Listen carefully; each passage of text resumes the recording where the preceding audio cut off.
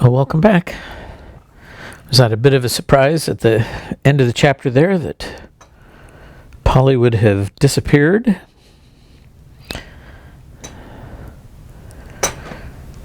They're in for quite the adventure. And ran out of other little snacks, so have a donut hole.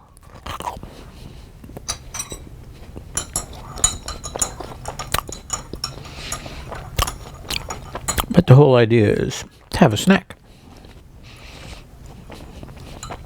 Almost forgot my sugar cube.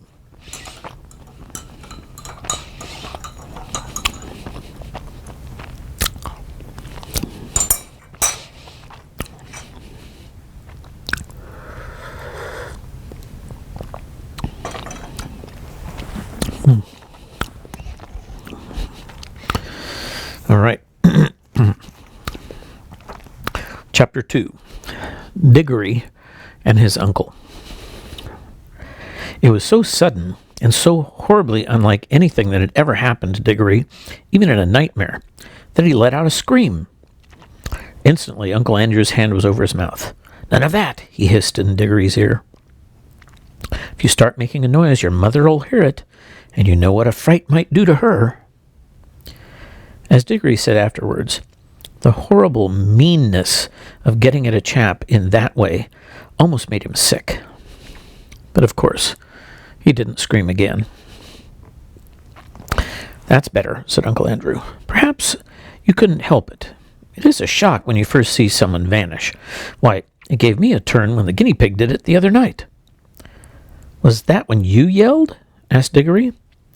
"Oh, you heard that, did you? I hope you haven't been spying on me."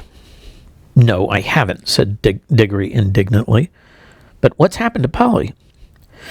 "Congratulate me, my dear boy," said Uncle Andrew, rubbing his hands. "My experiment has succeeded. The little girl's gone. Vanished. Right out of the world." "What have you done to her?" "Sent her to another place." "What do you mean?" asked Diggory. Uncle Andrew sat down and said, "Well, I'll tell you all about it. Have you ever heard of old Mrs. LeFay?" "Wasn't she a great aunt or something?" said Diggory. "Not exactly," said Uncle Andrew. "She was my godmother. That's her there on the wall." Diggory looked and saw a faded photo. It showed the face of an old woman in a bonnet, and he could now remember that he had once seen a photo of that same face in an old drawer at home in the country. He had asked his mother who it was, and Mother had not wanted to talk about that subject very much. It was not at all a nice face, Diggory thought, though, of course, with those early photographs, one could hardly tell. Wasn't there something wrong about her, Uncle Andrew?" he asked. "Well," said Uncle Andrew with a chuckle, "it depends on what you call wrong. People are so narrow-minded. She certainly got very queer in later life. Did very unwise things. That's why they shut her up." "In an asylum, do you mean?" "Oh, no, said Uncle Andrew in a shocking voice. "Nothing of that sort. Only in prison." "I say," said Diggory, "what had she done?" "Ah, poor woman," said Uncle Andrew. "She had been very unwise. There were a good many different things. We don't need to go into all that. She was always very kind to me." "But look here, what has that got to do with Polly? I do wish you'd—" "All in good time, my boy," said Uncle Andrew. They let old Mrs. LeFay out before she died, and I was one of the very few people whom she would allow to see her in her last illness. She had got to dislike ordinary, ignorant people, you understand. I do myself. But she and I were interested in the same sort of things. It was only a few days before her death that she told me to go to an old bureau in her house and open a secret drawer and bring her a little box I would find there. The moment I picked up that box, I could tell by the prickling in my fingers that I held some great secret in my hands. She gave it to me and made me promise that as soon as she was dead, I would burn it unopened with certain ceremonies. That promise I did not keep." "Well, then, that was jolly rotten of you," said Diggory. "Rotten?" said Uncle Andrew with a puzzled look. "Oh, I see. You mean that little boys ought to keep their promises. Very true. most right and proper, I'm sure, and I'm very glad that you've been taught to do so. But, of course, you must understand that rules of that sort, however excellent they may be for little boys, and servants, and women, and even people in general, can't possibly be expected to apply to profound students and great thinkers and sages. No, Diggory, men like me, who possess hidden wisdom, are freed from common rules, just as if we were cut off from common pleasures. Ours, my boy, is a high and lonely destiny. As he said this, he sighed and looked so grave and noble and mysterious that for a second Diggory really thought he was saying something rather fine. But then he remembered the ugly look he had seen on his uncle's face the moment before Polly had vanished, and all at once he saw through Uncle Andrew's grand words. All it means, he said to himself, is that he thinks he can do anything he likes to get anything he wants. Of course, said Uncle Andrew, I didn't dare to open the box for a long time, for I knew it might contain something highly dangerous. For my godmother was a very remarkable woman. Truth is, she was one of the last mortals in this country who had fairy blood in her. She said there had been 2 others in her time. One was a duchess and the other charwoman. In fact, Diggory, you are now talking to the last man, possibly, who really had a fairy godmother. There. That'll be something for you to remember when you're old man yourself. I bet she was a bad fairy, thought Diggory, and added out loud, but what about Polly? How you do harp on that, said Uncle Andrew, as if that was what mattered. My first task was, of course, to study the box itself. It was very ancient, and I knew enough even then to know that it wasn't Greek or Old Egyptian or Babylonian or Hittite or even Chinese. It was older than any of those nations. That was a great day when I found at last the truth, that the box was Atlantean. It came from the lost island of Atlantis. That meant it was centuries older than any of the Stone Age things they dig up in Europe. And it wasn't a rough, crude thing like them either. From the very dawn of time, Atlantis was already a great city with palaces and temples and learned men. He paused for a moment, as if he expected Diggory to say something. But Diggory was disliking his uncle more every minute, so he said nothing. Meanwhile, continued Uncle Andrew, I was learning a good deal in other ways, it wouldn't be proper to explain them to a child, about magic in general. That meant that I came to have a fair idea of what sort of things might be in the box. By various tests, I narrowed down the possibilities. I had to get to know some, devilishly queer people, and go through some very disagreeable experiences. That was what turned my head gray. One doesn't become a magician for nothing. My health broke down in the end. But I got better, and at last I actually knew.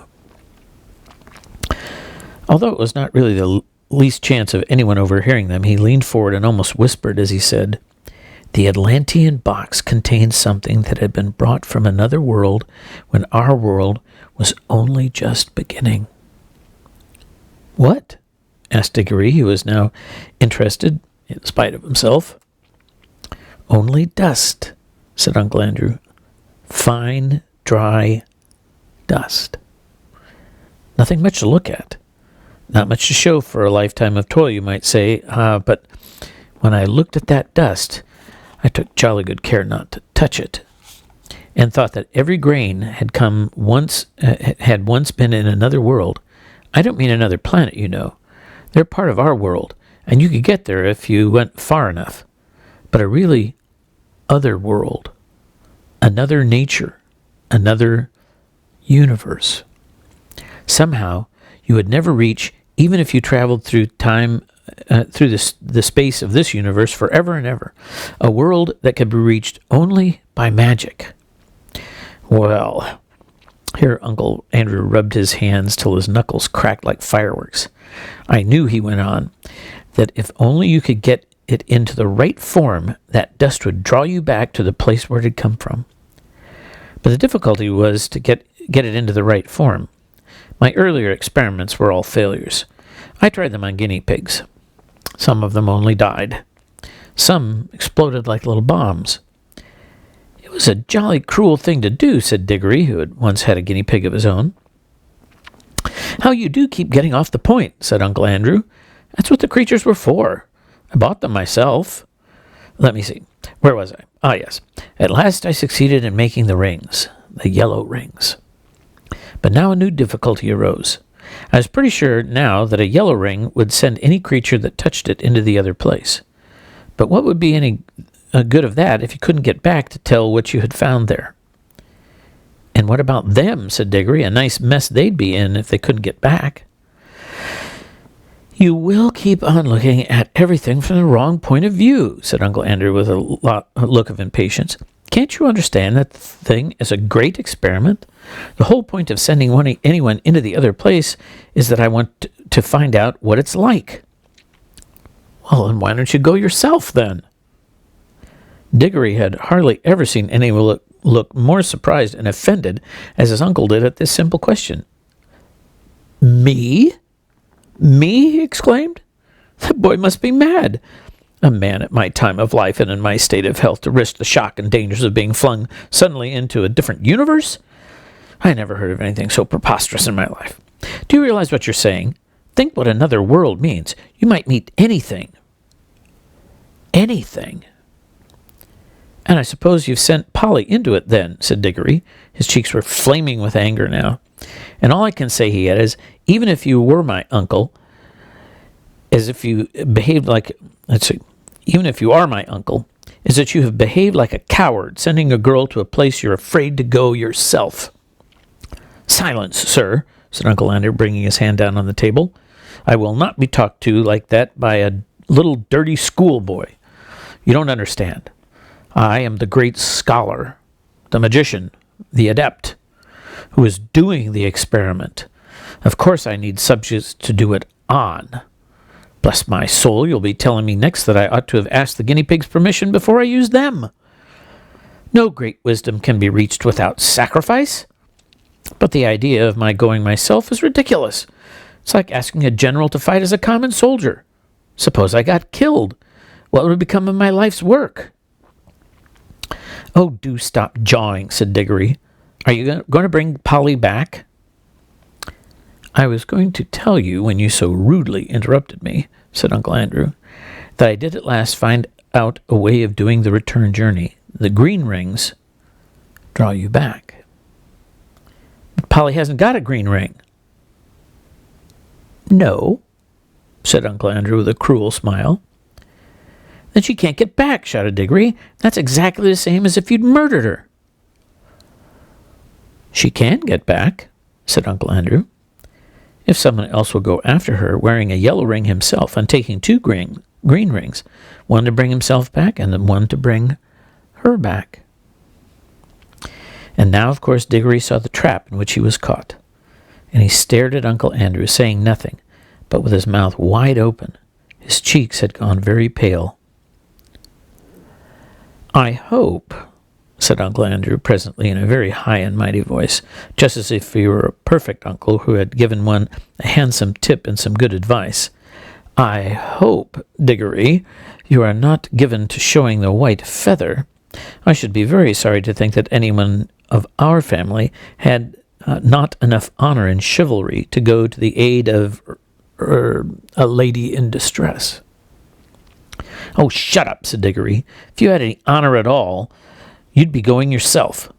But I know you won't. All right. I see I have to go. But you are a beast. I suppose you planned the whole thing so that she'd go without knowing it, and then I'd have to go after her. Of course, said Uncle Andrew with a hateful smile. Very well, I'll go. But there's one thing I jolly well mean to say first. I didn't believe in magic till today. I see now it's real. Well, if it is, I suppose all the old fairy tales are more or less true, and you're simply a wicked, cruel magician like the ones in the stories. Well, I've never read a story in which people of that sort weren't paid out in the end, and I bet you will be, and serve you right. Of all the things Diggory had said, this was the first that really went home. Uncle Andrew stared, and there came over his face a look of such horror that, beast though he was, you could almost feel sorry for him. But a second later, he smoothed it all away, and said with a rather forced laugh, Well, I suppose that's a natural thing for a child to think, brought up among women as you have been. Old wives' tales, eh? I don't think you need worry about my danger, Diggory. Wouldn't it be better to worry about the danger of your little friend? She's been gone quite some time. If there are any dangers over there, well, it would be a pity to arrive a moment too late. A lot you care, said Diggory fiercely, but I'm sick of this jaw. What have I got to do? You really must learn to control that temper of yours, my boy, said Uncle Andrew coolly. Otherwise, you'll grow up like your Aunt Letty. Now, attend to me. He got up, put on a pair of gloves, and walked over to the tray that contained the rings. They only work, he said, if they're actually touching your skin. Wearing gloves, I can pick them up like this and nothing happens. If you carried one in your pocket, nothing would happen, but of course you'd have to be careful not to put your hand in your pocket and touch it by accident. The moment you touch a yellow ring, you vanish out of this world. When you're in the other place, I expect, of course it hasn't been tested yet, but I expect that the moment you touch a green ring, you will vanish out of this world and, I expect, reappear in this. Now, I take these 2 green rings and drop them in your right-hand pocket. Remember very carefully which pocket the greens are in. G for green, R for right, GR. You see? Which are the first 2 letters of green. One for you and one for the little girl. And now, you pick up a yellow one yourself. I should put it on your finger if I were you. There'll be less chance of dropping it. Diggory had almost picked up the yellow ring when he suddenly checked himself. Look here, he said. What about Mother? Supposing she asks where I am? The sooner you go, the sooner you'll get back, said Uncle Andrew cheerfully. But you don't really know whether I can get back. Uncle Andrew shrugged his shoulders, walked across to the door, unlocked it, threw it open, and said, Oh, very well then. Just as you please. Go down and have your dinner. Leave the little girl to be eaten by wild animals, or drown or starved in that other world, or lost there for good, if that's what you prefer. It's all one to me. Perhaps for tea time you'd better drop in on Mrs. Plummer and explain that she'll never see her daughter again because you were afraid to put on a ring. By gum, said Diggory, don't I just wish I was big enough to punch your head. And he buttoned up his coat, took a deep breath, and picked up the ring. And he thought then, as he always thought afterwards too, that he could not decently have done anything else.